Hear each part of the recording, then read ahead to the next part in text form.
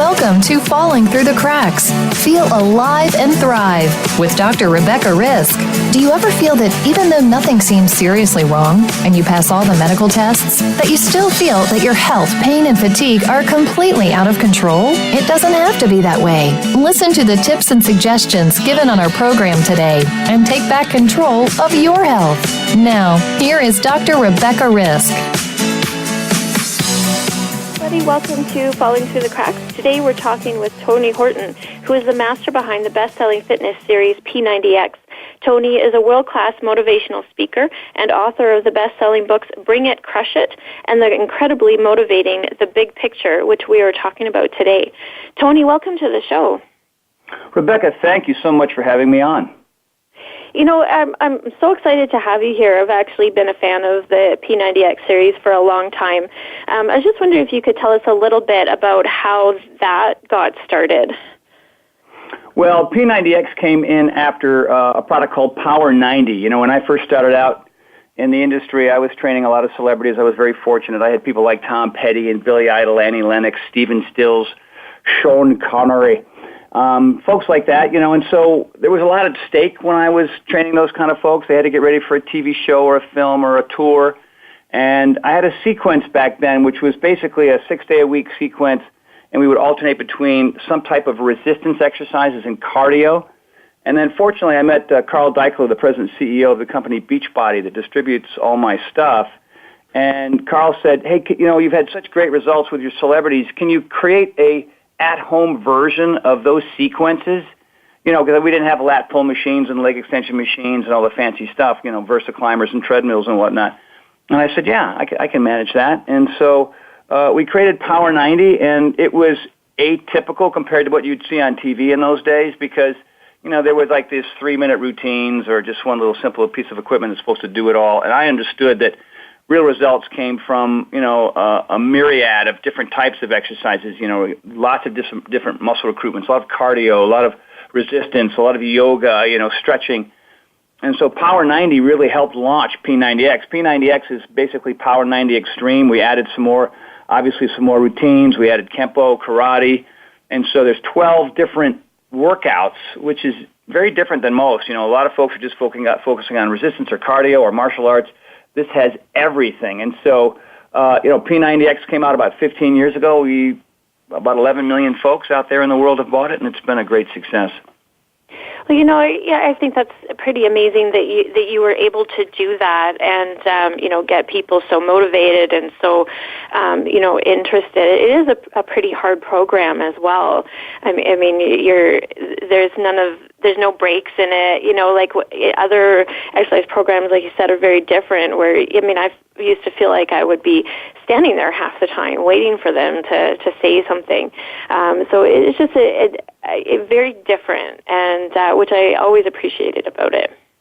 Well, thank you. Yeah, you know, variety is the spice of fitness, and like it is everything else. And I think what it did was it forced almost everyone who did it to focus on their weaknesses as much or more than their strengths. And I think, you know, when you do that, you know, I didn't like martial arts initially. I didn't like yoga or Pilates initially, but I understood the benefits, and that's why I put it in there. And like I said, if you're somebody who's a weightlifter and you're forced to do all the martial arts and cardio and core work, it certainly focuses on new muscle groups. And if you're kind of a cardio junkie and you start lifting weights and doing resistance, you're going to get results, especially in 90 days.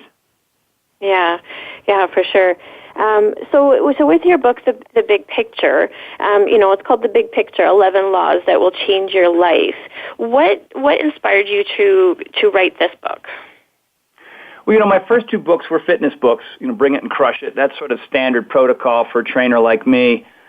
But my growth, the way I look at the world, came through personal development. You know, I was reading Deepak Chopra and Andrew Weil and Richard Carlson and Tony Robbins and Gary Zukav and all these, because I didn't get that kind of intel when I was in school. When I moved out to California, you know, personal development is kind of a thing out here. So I just jumped in. I think the first book I ever read was Looking Out for Number One by Andrew Weil. I'm sorry, it wasn't Andrew Weil, but that was the name of the book.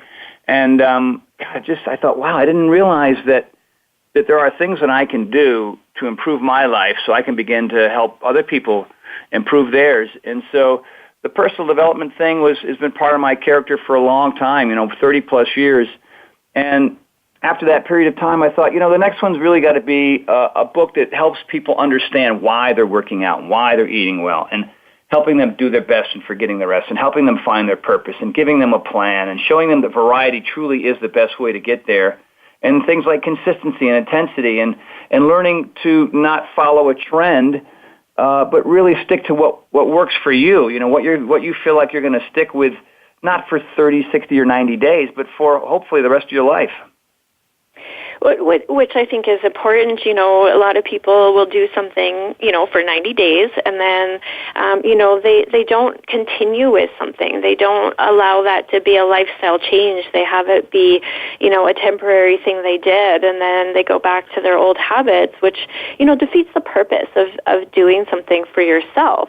If you're going to do something for yourself, it should be something consistent so that you can have the health and wellness and happiness that you should have in life. Well, it's interesting. A lot of folks are, they're just going through their daily routine. They're in that survival mode. They're hopefully getting enough sleep, and maybe they're eating, and maybe they're not eating well, but at least they're, consuming enough food, and they're supplying enough income so they can afford, shelter and a car, and that's fine, and that's most people, and that's survival. But I think when you understand if your purpose is about feeling good and having energy and having enthusiasm for new and different things as you progress through life, that's what fitness and proper diet does. You go from survival mode to thrive mode, and it's hard to thrive if you're eating poorly and if you're not healthy and fit. So what do you think it is that is stopping people from making those changes for themselves? Because most people that are in those situations know that they could make those changes, but for some reason they're not. What do you think is going on?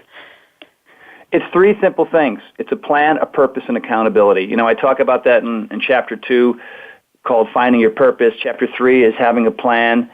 And then Chapter 5 is Consistency Reigns Supreme. So, the more you do, the better you get. So if you understand that if you're exercising 5 to 6 days a week, you can maybe pull off 4 days a week periodically, that you're going to beat the odds. 4, 5, and 6 is always more than 2 and 3. And 2 and 3, you're going to just end up with what I call exercise bipolar disorder. You're going to have these little moments of feeling good, and then you're going to take it 2 or 3 days off, and it's hard to get motivated again.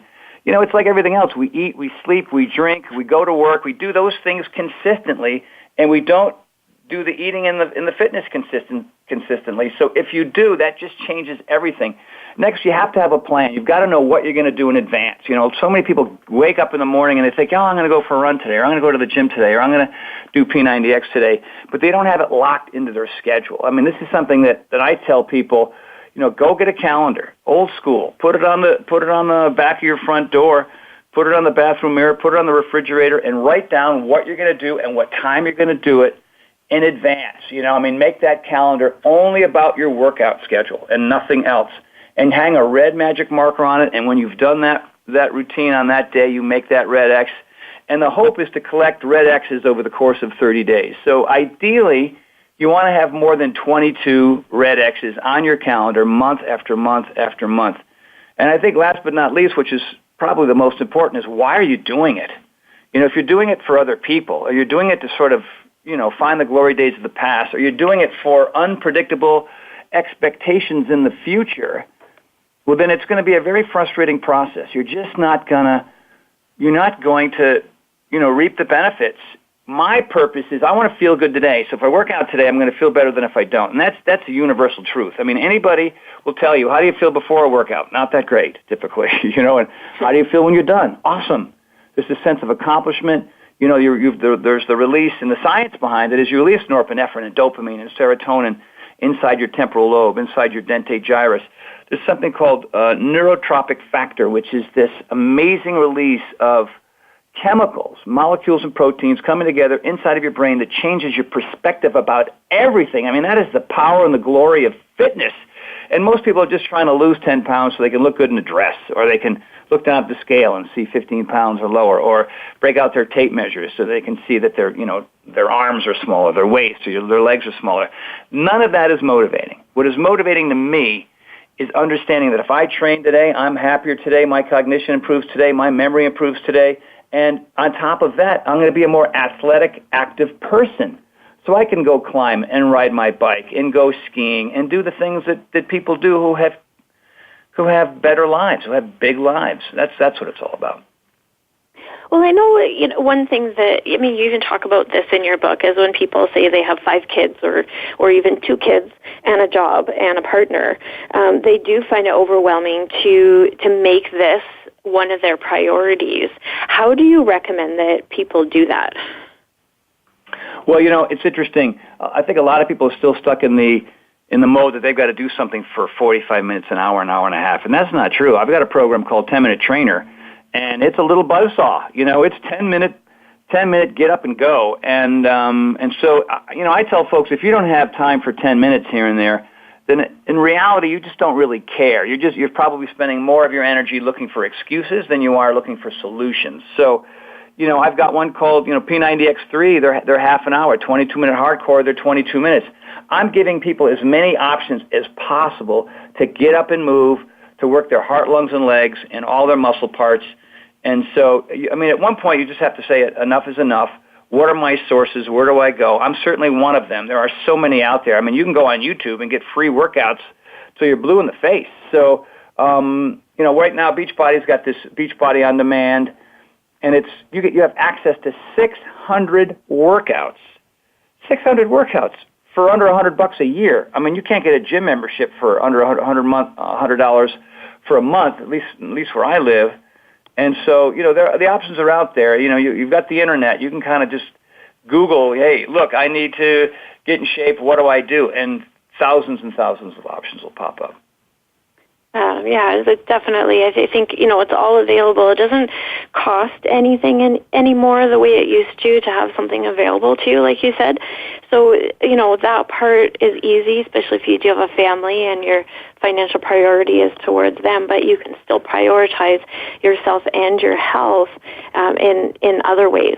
It doesn't have to be, spending money on all the big stuff, because that doesn't mean that you're committed to doing that stuff either.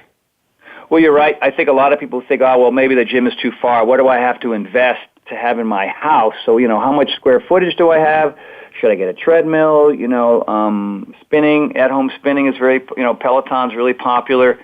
And that's great if you have the money and you have the space. But if you look at any one of my programs in particular, the best piece of equipment is the human body. All you need is the human body, gravity, and a 4 by 6 foot space, and you're going to get a lot done. And that's how I train when I'm on the road.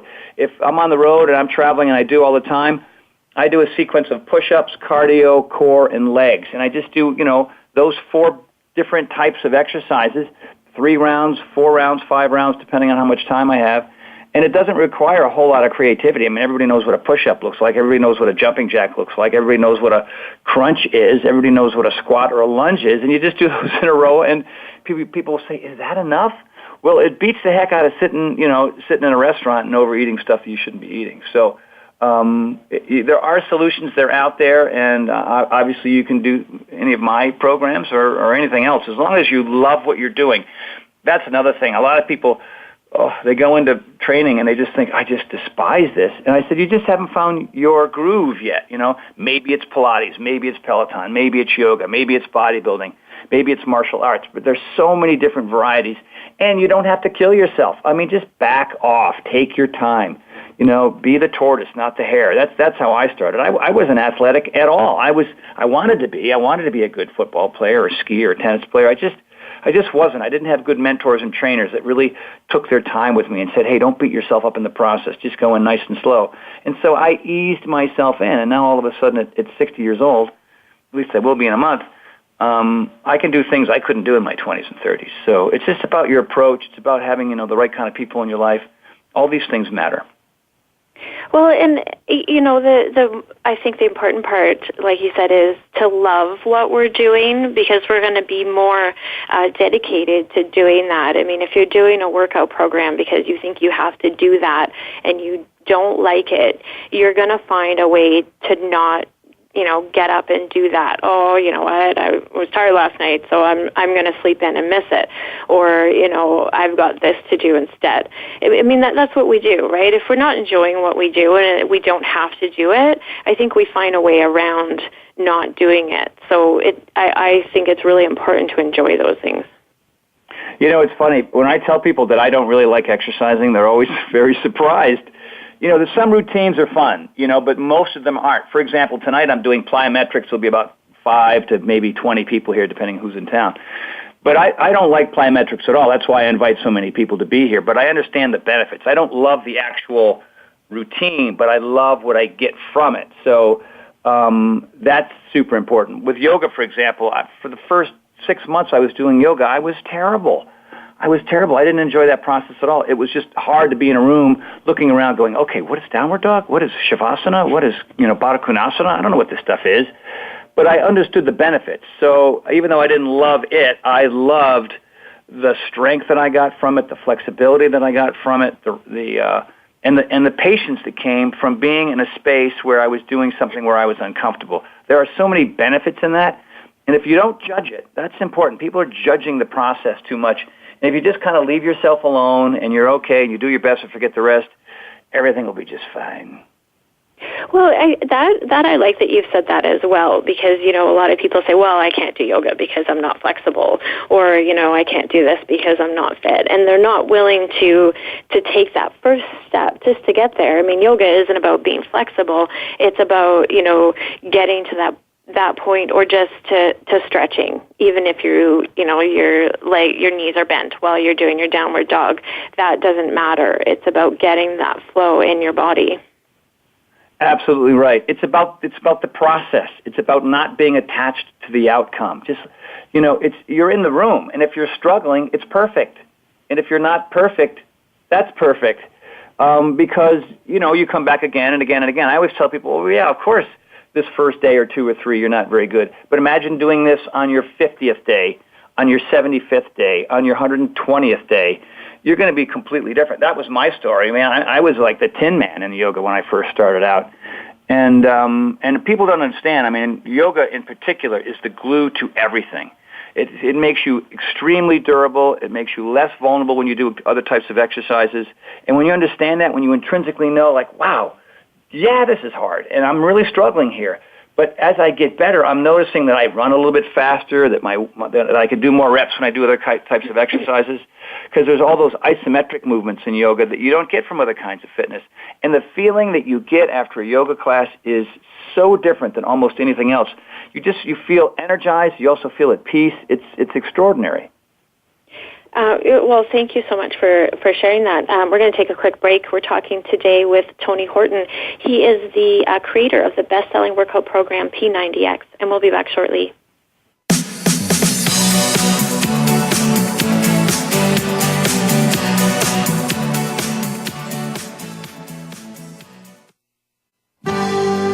Your life, your health, your network. You're listening to Voice America Health and Wellness.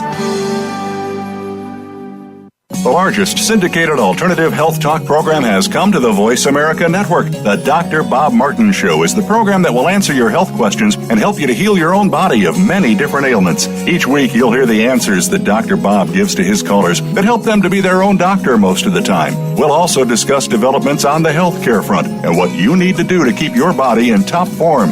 The Dr. Bob Martin Show airs Wednesday mornings at 9 a.m. Eastern, 6 a.m. Pacific on Voice America Health and Wellness. The Voice America Live Events channel is here now to showcase your corporate, individual, or organization's live event. Visit voiceamerica.com/live events to see all of our past live events and find out more. Whether it's a multi-day conference, special speaker, or single-day event, we've got everything to make your event a success. We can do a few hours or a few days. For For more information about taking your event to the next level, call Jeff Spinard at 480-294-6417 or email info@voiceamerica.com. Again, that's Jeff Spinard at 480-294-6417 or send us an email to info@voiceamerica.com. Voice America is where you are and where you want to be. Join us around the globe as we broadcast live from some of the most interesting events available. Don't forget to view all our live events, including on-demand access to past events that you may have missed by visiting voiceamerica.com/live events. Your life, your health, your network. You're listening to Voice America Health and Wellness.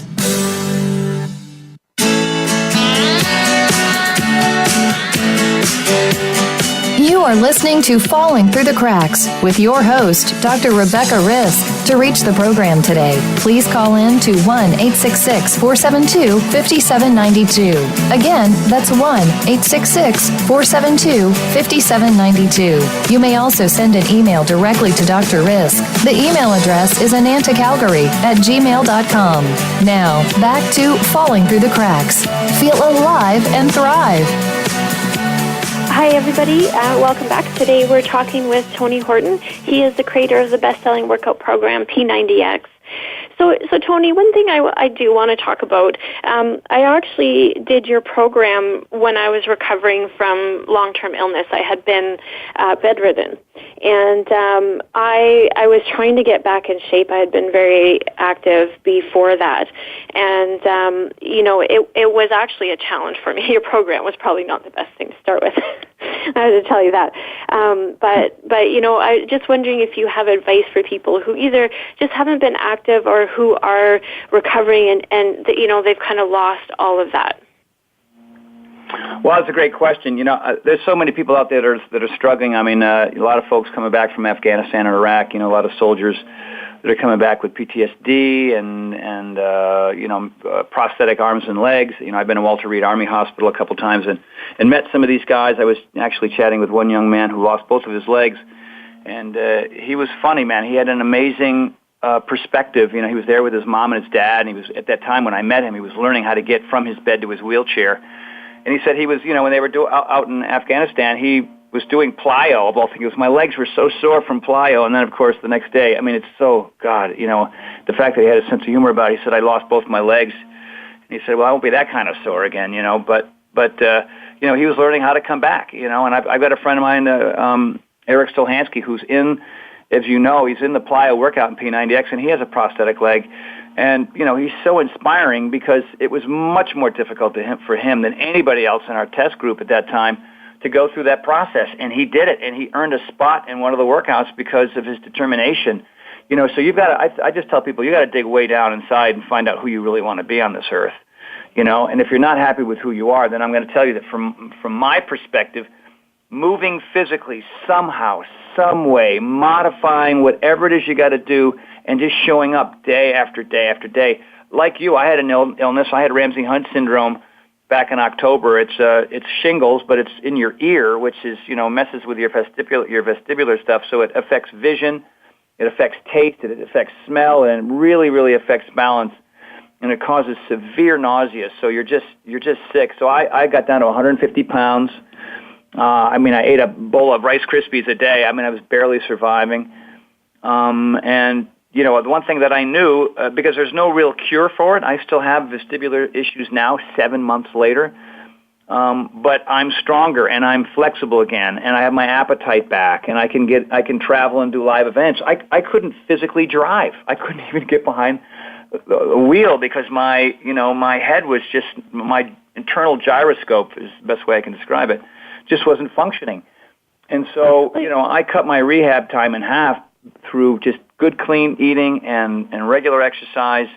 And there are people who come back, from cancer and other types of illnesses, and moving physically some way, somehow, regardless of what it is, as long as there's something that you can show up for day to day. And really, and your diet, too, is a big piece of that puzzle.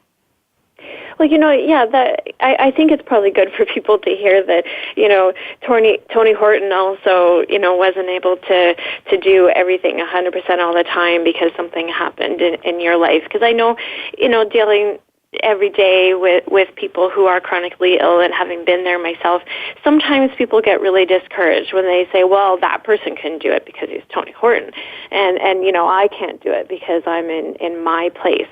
And I think sometimes we get caught up in that instead of seeing that, it won't be perfect and it won't be the way that we necessarily want it, but we can work towards that goal if that's something that we want and we create. No, 100%. It really is. It's just, I think a lot of times when you found your purpose and you have a plan and you're accountable to something or somebody, I have a group right now on Facebook. There's about 14,000 people. It's called Horton's X3 Hardcore Heroes. This is the third group in a row that I put together, and it's an invite thing. You kind of request to be in it. And I approve everybody because I don't see why I wouldn't do that. But what happens in these groups is, like the first time, it was a hybrid of almost everything I ever did. The second group was purely a P90X group, and now this one is a P90X3 in a 22-minute hardcore mixture. It's a hybrid of those two programs I created. And what happens in these groups is people don't have that at home. They don't have it at work. They don't have it at school. They don't have that encouragement and that accountability through friends. They just don't have friends that say, hey, let's go rock climbing, or let's go mountain biking, or let's go to the gym. They're kind of on their own, you know what I mean? They don't even get it from their own people in their own home. And so it's super supportive. I'm in there every day. People will say, is that actually you commenting on my before and after? I go, yeah. I mean, of course it's me. I literally spend close to an hour a day on these groups because I love it. I mean, I'm not contractually obligated to do it. I just love seeing people get better and seeing people improve. I mean, my purpose is to help other people find theirs, and it's just a great place to go. And that's it. You can have your purpose and you can have your plan, but if you don't have anybody to share it with, it's just sometimes, that's the missing piece of the puzzle for a lot of folks. So, the 14,000 folks, that's a lot of people in there working hard to help each other. It's pretty cool. Well, I think that's really nice about the way the world is now. 20 years ago, if somebody wanted to change and they didn't have anybody around them that was doing that, they would be on their own with that. Although we're a little attached to social media a little too much, I think it's nice that we can reach out and have people who are in the same situation or working towards the same goal, and we're not as small as we were. I agree 100%. I think, a lot of people are ODing on social media for all the wrong reasons, but this is one way to take advantage of it, to connect with people while you're actually doing something, to stay motivated and accountable. That's exactly right.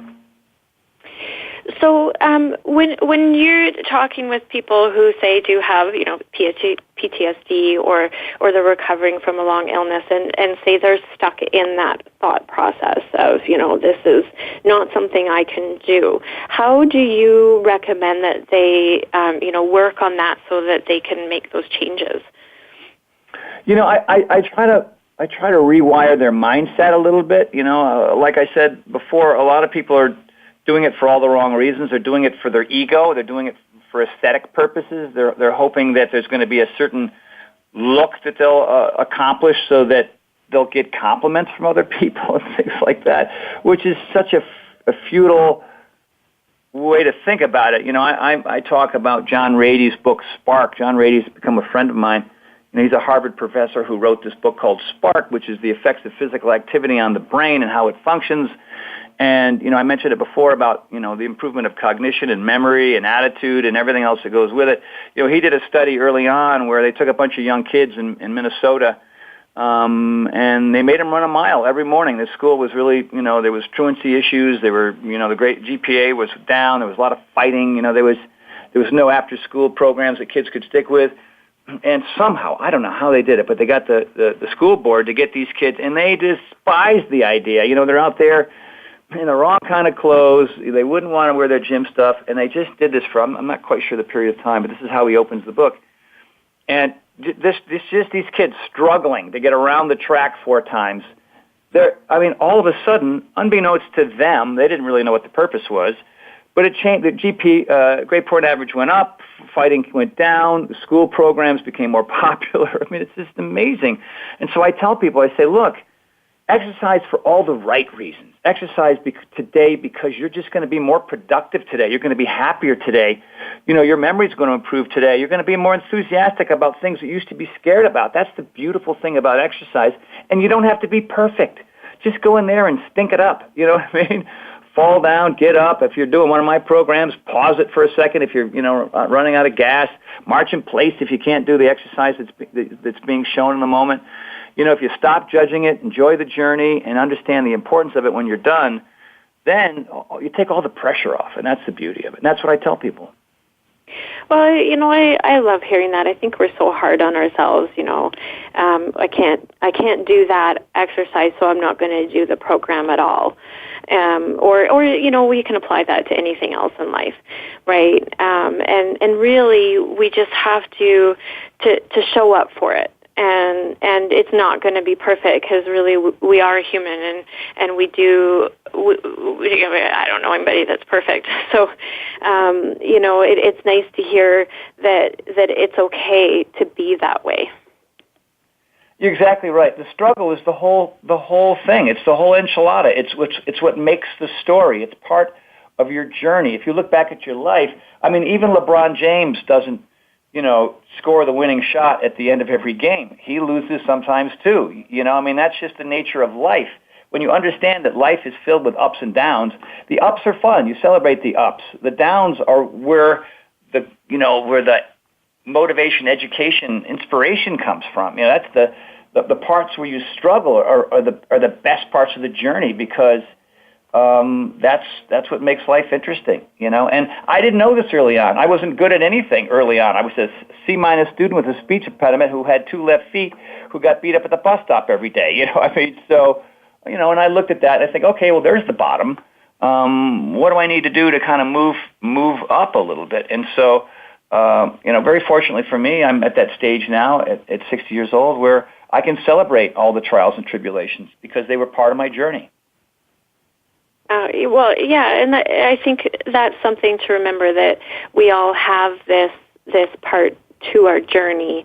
I don't know anybody who has a perfect family or a perfect life who hasn't had challenges, because honestly, I feel like that's how we grow and become better people is to have those challenges and to overcome them and to look at it and decide this is,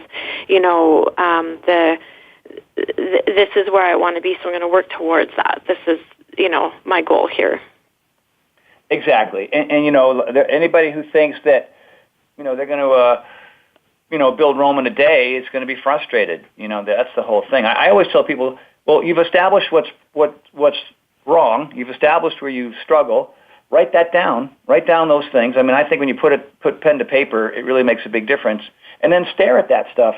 I'm 50 pounds overweight, or I can't seem to get my diet under control, or my relationship is out of control, or whatever it happens to be. And then right next to it, write down what you think you might want to try to fix it. And it's not going to happen, and that, at least you're striving for the solution. At least you're moving forward through the process. At least you're taking your mind off the issues and problems and conundrums that you're suffering from, and you're beginning to move forward trying to find solutions. And just keep repeating that process. That's all I ever do. I don't have a perfect life. Oh my gosh, I had Ramsay Hunt for the longest time. I couldn't exercise for 3 months. I was severely depressed. It was incredibly sad. I was in severe pain for weeks and months on end. And, I wasn't going to stay there. I wasn't going to die. I felt like I was going to die, but I kept doing the right things. I kept making better choices, even though I was struggling. I've always been the same, which is why I think I picked up P90X when I was still not quite well enough to do it. There was a drive in me, and sometimes I sat there and I watched you tell everybody to work out because it just wasn't my day, and I just couldn't do it that day. But I knew my limits, and I knew how much I could push myself, because when you come out of an illness that creates chronic fatigue, you've got to know when to stop. Otherwise, you're going to lose the rest of your week. But I also knew that someday I was going to get to the point where I could exercise again. And I'm at that point now, and it did take a few years, but I did get there. And to me, because I know some people are afraid. They're afraid to do their treatment to get better. They're afraid to do the exercise, or they're afraid to change their diet. They're afraid to get there. And for me, it was, if I hadn't done that, I would still be sick 10 years later. And to me, to have that much unhappiness in my life was just not where I wanted to be. I always tell folks, if you're really struggling, you feel like you can't find solutions, ask yourself what's true. Ask yourself whether you can be authentic through that process, and if you can be vulnerable.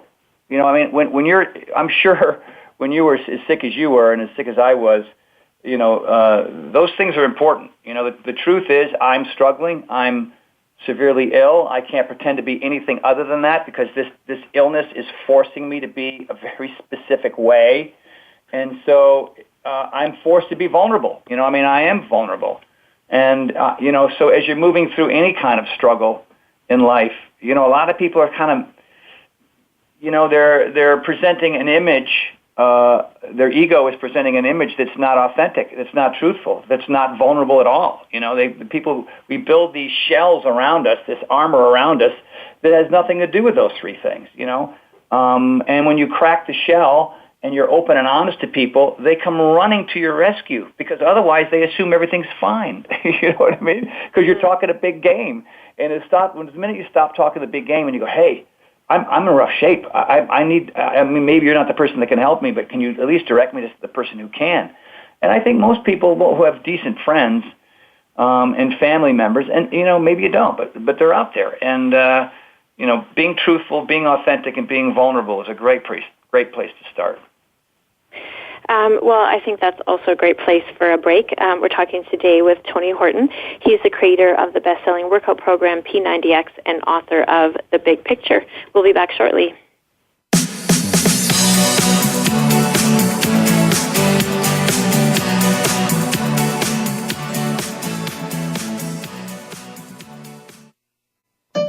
Opinions, options, answers. You're listening to Voice America Health and Wellness. Take us on the go. It's even easier now. The Voice America Talk Radio Network has a mobile app for iOS, Android, or Amazon Kindle. Visit the Apple App Store, Amazon, or Google Play to download the app powered by Aircast. It's free and no registration is necessary. In minutes, you could be enjoying your favorite Voice America Talk Radio host no matter where you are, in the car, out and about, while traveling, or anytime you can't be close to your computer. Catch up on the archives you've missed or discover new shows on the spot. Search Voice America at your favorite app store. What causes us to be sick? We're not talking about the actual illness or the scientific cause of illnesses. We're talking about your body and health. Listen for the healing whisper of return to peace. Each week, host Dr. Marianne Chase shows you how to listen to your heart to identify poor health, stress, and disease. You'll learn how to heal energetically and spiritually as well as physically. It's time to depend less on the drugs and more on the heart. The Healing Whisper airs live every Friday at 11 a.m. Eastern Time, 8 a.m. Pacific on Voice America Health and Wellness. Opinions, options, answers. You're listening to Voice America Health and Wellness.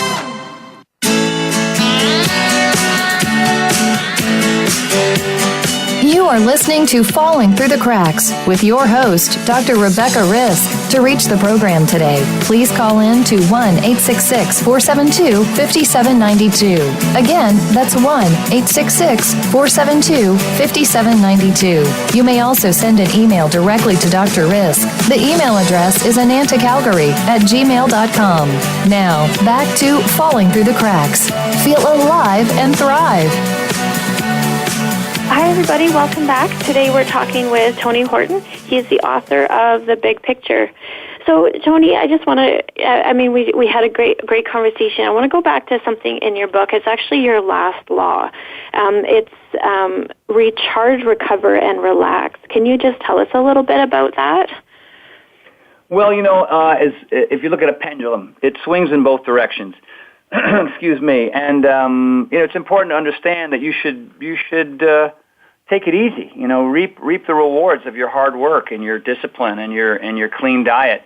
There's a time for the body to recover. And so, whether it's meditation or it's a form of restorative yoga, or even travel. When I was a kid growing up, we were middle class. We didn't really get outside of our zip code very often. My family would go to Disney World down in Florida. And for me, for my wife and I, the best way for us to recharge, recover, and relax is to travel. So we'll go up to Jackson Hole, and we'll spend a week up there, sometimes in the winter to ski, sometimes in the summer just to kind of hike and bike and just be out in nature. That's the best way to do it. One of the T-shirts that I sell online is TH Fitness, and on the back of it says Indoor Training for the Outside World.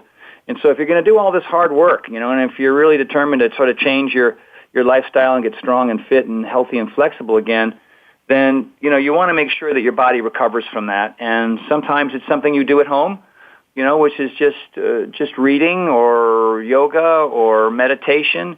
But maybe it's something a little bit bigger than that. And, you can do a vacation locally, go to your local park or do something in your state or province, wherever you are, just to get outside and breathe some clean and fresh air and not overdo it. There's something called active recovery, which is, if you're working hard, all week, just go for a walk one day or take a nap. Give yourself that reward. And I think that's what always keeps me coming back because, I don't know anybody who can train hard 7 days a week, week after week, month after month. The body's gonna, it's gonna take a hit, and you've got to recover from it. And so that's important. A lot of travel, a lot of meditation, a lot of rest and relaxation, and hanging out with friends and family, and not overdoing it. Well, I think the reason why I wanted to talk about this is I actually hear this all the time. There's a lot of guilt that people have for taking that time out for themselves. And I used to have this as well, and it actually took becoming seriously ill to realize how important it was to schedule that time in my life, and it's now daily. I actually... Anybody with Lyme or a chronic illness will think this is crazy, but because when I was sick, I could barely get up in the morning. It was very hard. And now I get up an hour earlier so that I have time for myself in the morning to just chill, and to not feel rushed on my way to work. And then I have extra time at work as well. And I find that very important for how I start my day. It's not just that I've worked out in the morning, but I've also then had some down and quiet time so that I can kind of regroup before I go into whatever I've got coming up for me. And I know when I talk to most people about finding downtime, whether it's 10 minutes before bed or any other time, they say they can't do it. They don't have time. They have kids. They have this or that. And 10 minutes, they will say, no, I don't have time for it because they feel guilty. When we really get down to it, they feel guilt for taking time for themselves. I think that's spot on. I think guilt is the key word there. People feel like if they're not doing something, if they're not being productive, if they're not creating or communicating or something, that they feel like they're wasting precious time. But you can't burn the candle at both ends. You just can't, because there'll be burnout. That's partly why I ended up with Ramsay-Hunt syndrome. It is a stress-related illness. Sometimes it's random, but I was looking back at my life at that time, and I was thinking to myself, man, I was grinding just all the time, physically, mentally, and emotionally. And I wasn't taking I stopped going to yoga, and I thought, oh my God, this is part of my problem. And so, my wife and I both allocate moments in our, maybe not in our every day, but in our week where we just go for a walk with the dogs. It doesn't sound terribly complicated. And a lot of people don't read anymore. Reading is, why not spend some quiet time with the music off in a room, just consuming information? So it's not like you're doing nothing. It's not like you're just sitting there staring into space. And oh, by the way, I have a little bench in my backyard, and periodically throughout the week, if I'm feeling stressed out, I'll just go out on that bench and I'll just sit there. And sometimes I'll bring a pad of paper and a pen, and sometimes I won't. And I'll just sit there for 5, 10, or 15 minutes. And sometimes I do it with my eyes open, just kind of because we have a nice little view in the backyard, a view of the city, and there's a lot of trees and whatnot. And sometimes I'll do it with my eyes closed. And I bring the pad and pen because some ideas will pop into my head. I'm not frenetic about, writing it down every time I think of something. I'll just sit there and I'll breathe. I call it therapeutic breathing. It's not meditation, but I guess it kind of is in a sense. I just take deep, full breaths, and I count them. And sometimes I have to count to 30, and sometimes I have to count, 3 times that. And I just feel energized. I feel more relaxed. I'm sure I brought my blood pressure down, and then I go back into the house and do what I have to do. People just don't do that. I mean, you can do that in your office. You can do that anywhere. You can just tell anybody you work with, hey, I'm going to need 5 minutes. Just leave me alone. You close your door. You sit up tall. You take a big old breath, and you let it go, and you do as many as you think you need. For me, when I had Ramsay Hunt, I did that 5 times a day because I was so absolutely miserable in pain. And it's the only thing that brought me back down to earth.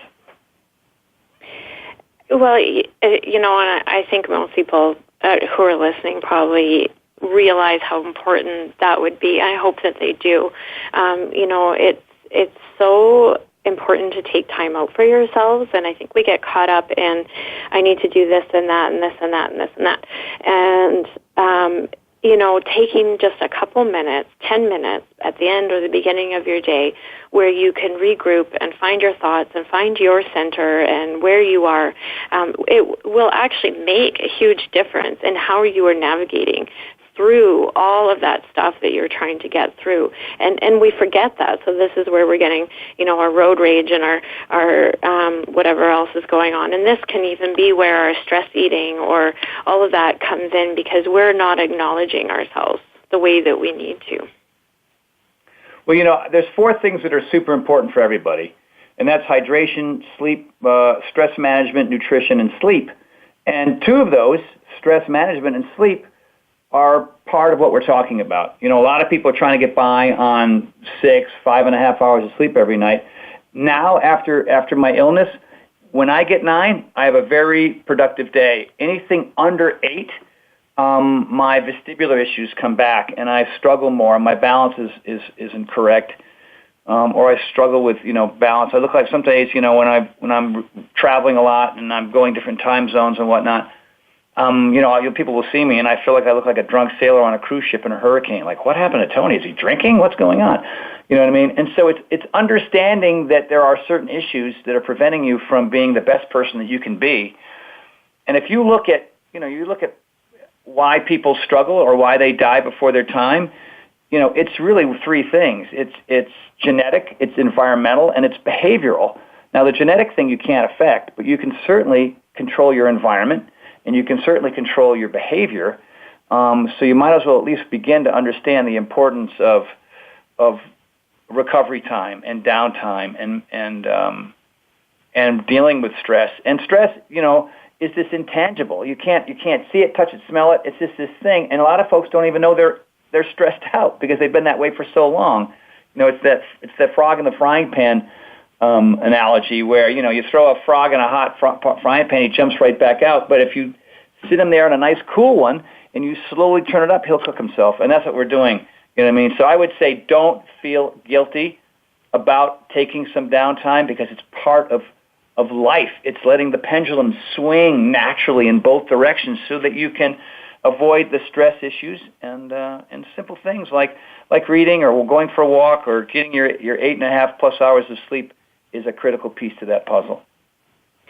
Yeah, I definitely agree, and like you, I function better when I do that for myself, and having been in that illness place, or for some people it's just a very stressed place where they're just not taking care of themselves, or whatever's happening.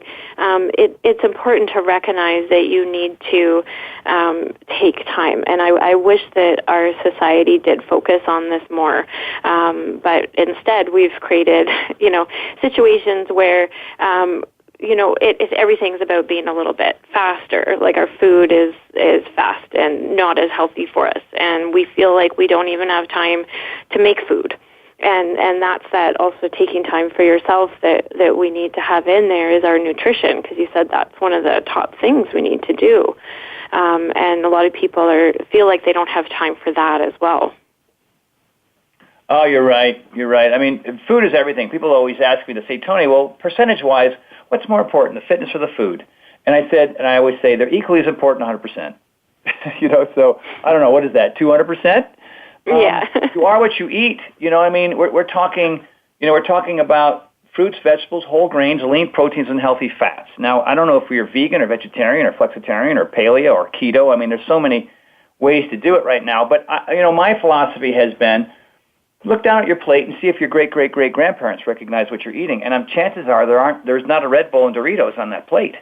You want to eat single-ingredient foods, and you want to have a full spice rack, and you want to know how to use it, and you need to know how to go into a restaurant and ask for what you need based on what you see, and you can do that in a steak place or a vegan place or anywhere. I mean, honestly, chances are there's vegetables in that kitchen, and most people won't. A lot of people, not most, I should say, but a lot of people don't even eat vegetables all week. They're eating beige food. They're eating French fries and potato chips and chicken and potatoes, and there's no color on their plate, and that's really, really important. And there's enough spices and sauces and whatnot out there that you can get food that you normally wouldn't eat to taste really, really good. And knowing how to cook it, that's not that hard. I mean, there's this thing called the internet. You can go on there and get recipes. Enough recipes. Yeah, there's a lot of recipes out there, and there's a lot of people that are part of this movement of real food. And like you said, it doesn't matter which diet you want to follow.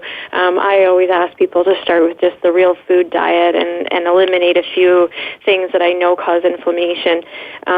Especially for them, as an individual case, but we have forgotten about real food a lot of the time. And a lot of people say to me, well, why can't I eat what other people eat? And my response is, why do you want to? It's not real food, and what you're doing to yourself, you need to take accountability for what's happening when you're eating that. You said the magic word, inflammation is everything. Certain things don't cause it. A lot of food does. And inflammation, whether it's in your joints or your muscles or your organs or your brain, which is where I had it when I had Ramsay Hunt, is the killer. It's the killer. It just increases aging, and it just doesn't allow people to live the life that they want to live. And certain foods cause it, and certain foods don't. And not everybody's the same, exactly like you said. Some folks can get away with, smoking cigarettes and drinking whiskey and, eating hot dogs for 92 years. I don't know. Maybe that's their genetic lottery, maybe. But the rest of us, we have to make adjustments. I have to make so many adjustments. I don't drink alcohol. Forget it. There's nothing about that for me that works for me. And sugary foods, simple carbohydrates, cake and candy and bagels and white bread, and it doesn't serve me. And dairy, very little dairy. I'll put some cheese on some things here and there. For me, it's back to basics. I go vegan occasionally. A lot of my meals are still vegan meals. I enjoy vegan food, but I still need fish, chicken, and eggs. I won't have a steak. That's a very rare thing for me. But, lean proteins, because I train 6 days a week, so I'm going to need that kind of protein. Eggs are a critical piece of the puzzle. When I went vegan, sometimes I lose too much weight, and I lose a lot of my energy and strength. So, and some carbs, complex carbs, that works for me. I don't have a celiac issue. I don't have gluten is not an issue for me. At least when I get too much, I have a big old pizza or something, a veggie pizza. That sometimes doesn't work for me. So, it's writing down how you feel after you eat something, and if you feel good, it was probably okay. And if you didn't feel good or you got tired or you had some stomach issues, you're probably having an issue. It's really simple, but we just keep putting this stuff in because we like the way it tastes, and we ignore how it makes us feel. Yeah, thank you. So is there, I know that there's a lot of stuff that you're doing recently. Can you just tell us what's going on in Tony Horton's world? Well, I've had such great success in the fitness industry, but I have other things that I'm really curious about. I've always been sort of a fashion maven, so I've got this apparel line called TH Apparel, and they're just T-shirts right now. We're doing hats. A lot of the sayings that I say in P90X or X3 or something, people start quoting me, so I just throw it on a T-shirt. And it's a really good quality T-shirts, and it's funny. Some guy had one. One is called "Aging is for Idiots," and I'm not saying that when you get old you're an idiot. I'm just saying that there are options in life so that when you do age, it can go better than it would if you didn't do the right thing. And so online, this one guy had it on. His wife got it to him for his 40th birthday, and all of a sudden it sold out in 2 sizes, which was kind of fun. So there's TH Apparel, also TH Care, because I spent a lot of time in the sun when I first came to California, and I just damaged my skin. So I had the stuff custom formulated for me, and people love it so much. it's hair and skin. It's for both men and women, so that one's called TH Care. And then I do a lot of public speaking. I'm going to be at the Omega Institute in Rhinebeck, New York in August. And Darren O'Lean, the creator of Shakeology, and I we're about to announce our big event called the Paragon Experience in San Diego at the end of the month of September. So if it's apparel that you like or want, or I've got a course with Brendan Bouchard called not the big picture, but Living Large. And it's basically a real breakdown of the book we were talking about. And so it's all on TonyHortonLife.com. So if it's apparel or skincare or events or my Living Large course, it's all there on TonyHortonLife.com. Well, perfect. I want to thank you so much for joining me today. It was a great show. Thank you. Thank you, Rebecca, so much. Thanks for having me on. And so today we were talking with Tony Horton. He's the creator of the best-selling workout program P90X, and we were discussing his book, The Big Picture. I want to thank everybody for listening today. Be sure to make today a great day.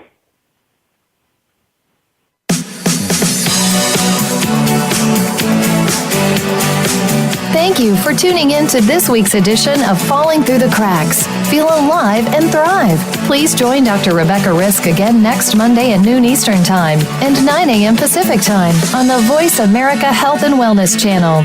We'll talk more next week.